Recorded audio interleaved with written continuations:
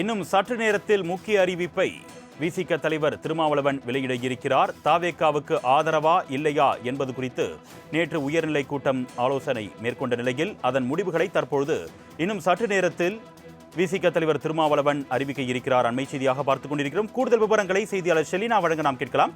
வணக்கம் ஷெலினா, தொடர்பான கூடுதல் விவரங்கள். குறிப்பாக தமிழக சட்டமன்ற தேர்தல் நிலையிருக்கிறது.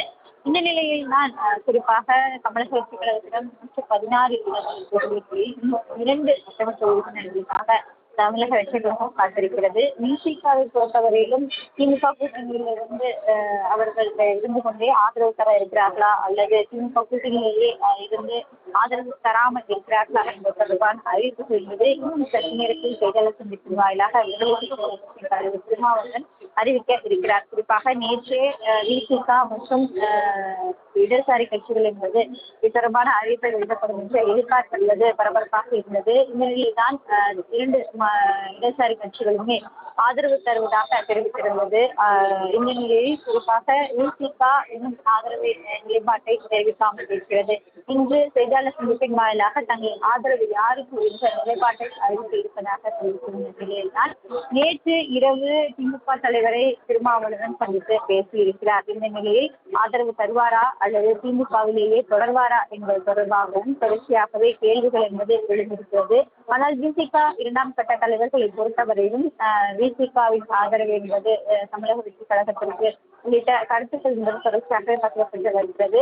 குறிப்பாக இந்த ஆதரவு தெரிவித்ததற்காக தாவேகா தலைவர் விஜய் விடுதலை சிறுத்தைகள் கட்சியின் அலுவலகத்திற்கு வருவதற்கான வாய்ப்புகள் இருப்பதாகவும் கூறப்படுகிறது.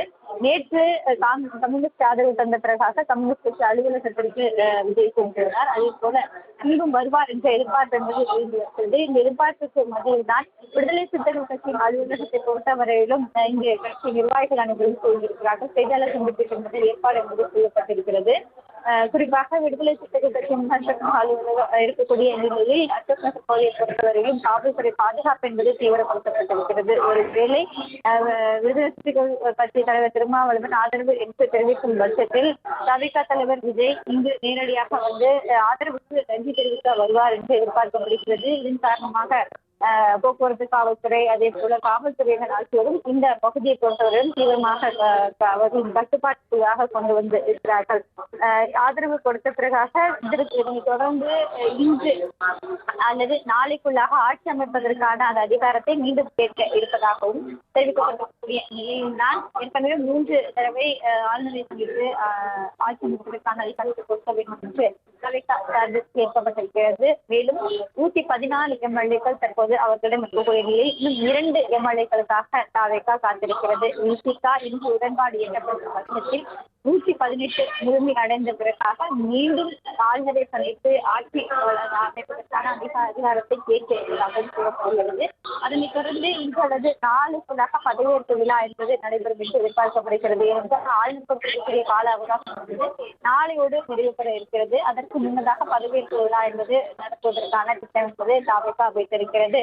இந்நிலையில் தான் விசிகாவின் ஆதரவு யாருக்கு என்ற கேள்விகள் என்பது எழுந்திருக்கிறது. ஆதரவு கொடுப்பாரா அல்லது மாட்டாரா என்பதற்கான விடை என்பது இன்றுக்குள்ளாகவே பெரும்பு எதிர்பார்க்கப்படுகிறது. இன்னும் சற்று நேரத்தில் விடுதலை சிறுத்தைகள் கட்சியின் தலைவர் திருமாவளவன் கூடிய அலுவலகத்திற்கு வர இருக்கிறார். இந்த செய்தியாளர் சந்திப்பின் வாயிலாக அந்த ஆதரவை தெரிவிப்பார் என்றும் எதிர்பார்க்கப்படுகிறது.